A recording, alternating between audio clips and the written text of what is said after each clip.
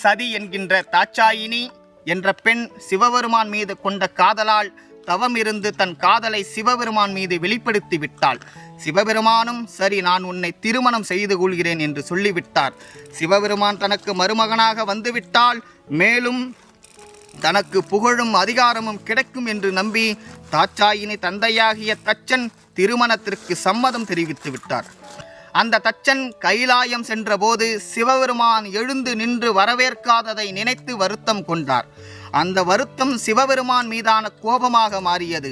சிவபெருமானை பழிவாங்க பெரும் யாகம் ஒன்றை நடத்தி சிவபெருமானை அழைக்காமல் மற்ற அனைத்து தேவர்களையும் இறைவன்களையும் தச்சன் அழைத்தார். இதனை அறிந்த தாட்சாயினி தன்னுடைய தந்தையிடம் முறையிட செல்ல சிவபெருமானிடம் அனுமதி கேட்டார். சிவபெருமான் அதற்கு அனுமதி தர மறுத்துவிட்டார். அப்படி இருந்தும் தன் தந்தையின் செயலுக்கு காரணம் அறிந்திட தாட்சாயினி சென்றாள்.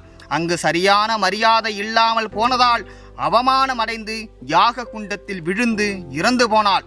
இதனை கண்ட சிவபெருமான் ருத்திரன், மகாகாளி, வீரபத்திரன் முதலிய அவதாரங்களை உருவாக்கி தச்சனையும் அவனது யாகத்தையும் அழித்து ஒழித்தார்.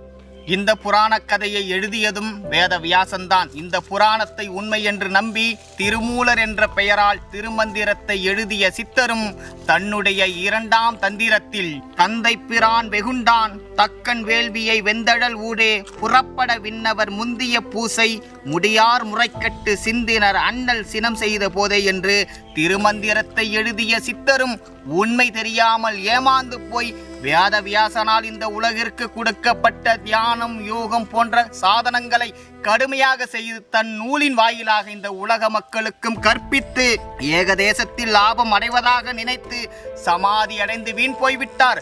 ஏனென்றால் கைலாயம் என்பது இந்த பூமியிலும் இல்லை, இந்த பூமிக்கு அடியிலும் இல்லை, அது விண்ணுலகிலும் இல்லை.